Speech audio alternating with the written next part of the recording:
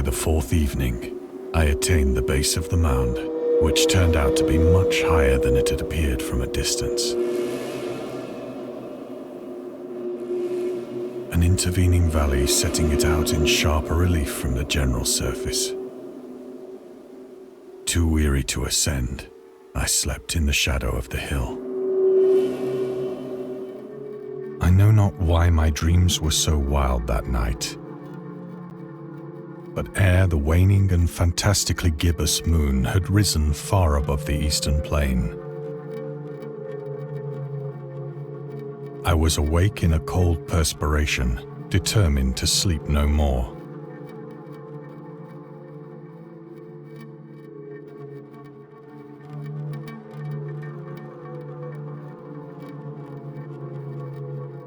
Such visions as I had experienced were too much for me to endure again.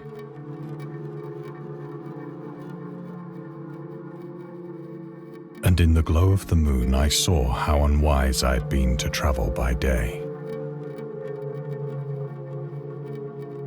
Without the glare of the parching sun, my journey would have cost me less energy.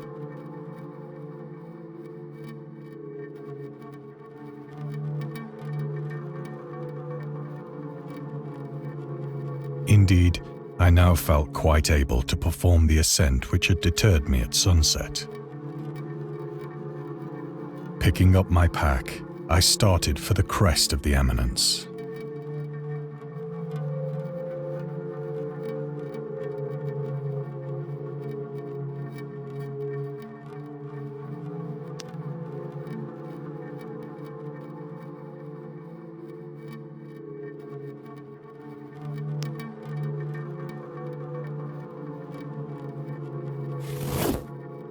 I have said that the unbroken monotony of the rolling plain was a source of vague horror to me. But I think my horror was greater when I gained the summit of the mound and looked down the other side into an immeasurable pit or canyon, whose black recesses the moon had not yet soared high enough to illumine.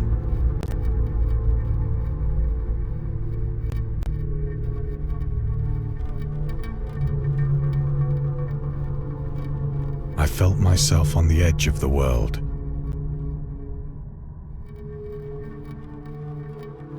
Peering over the rim into a fathomless chaos of eternal night.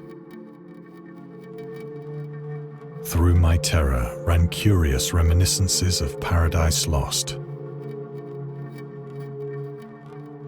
and of Satan's hideous climb through the unfashioned realms of darkness.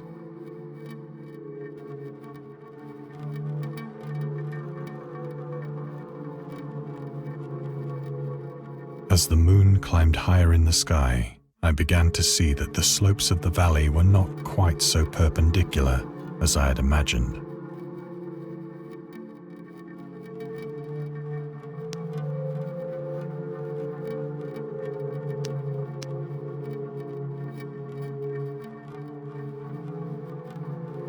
Ledges and outcroppings of rock afforded fairly easy footholds for a descent.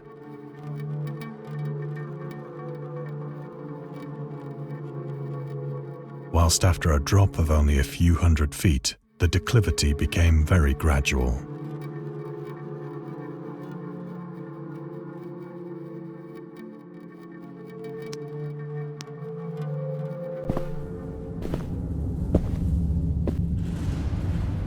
Urged on by an impulse which I cannot definitely analyze, I scrambled with difficulty down the rocks and stood on the gentler slope beneath,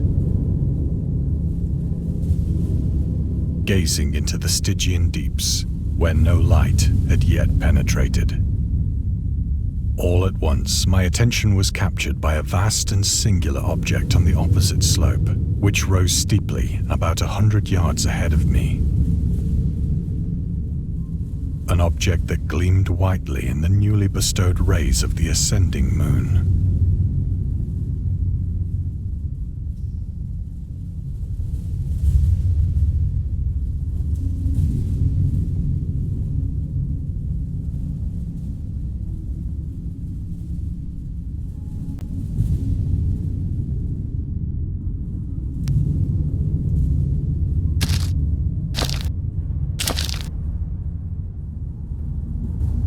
was merely a gigantic piece of stone, I soon assured myself.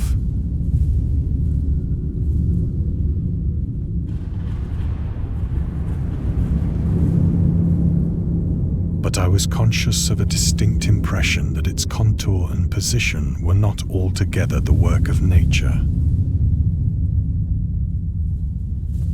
A closer scrutiny filled me with sensations I cannot express.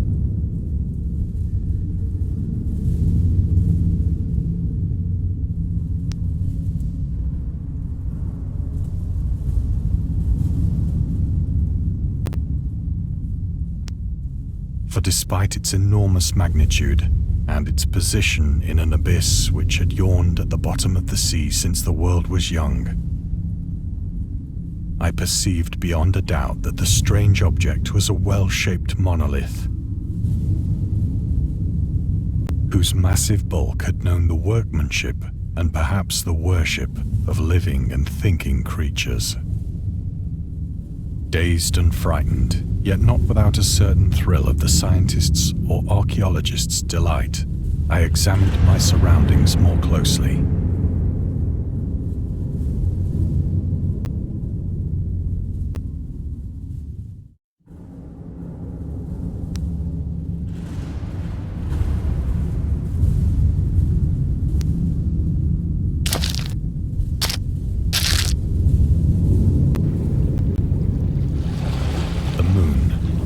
The zenith shone weirdly and vividly above the towering steeps that hemmed in the chasm.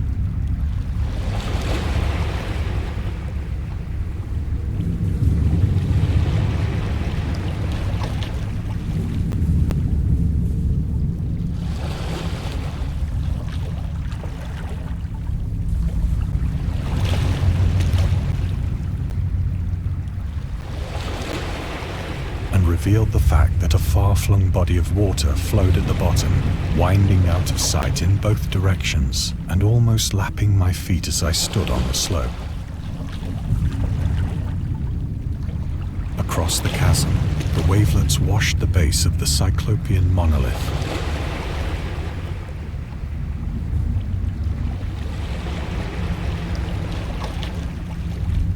On whose surface I could now trace both inscriptions and crude sculptures.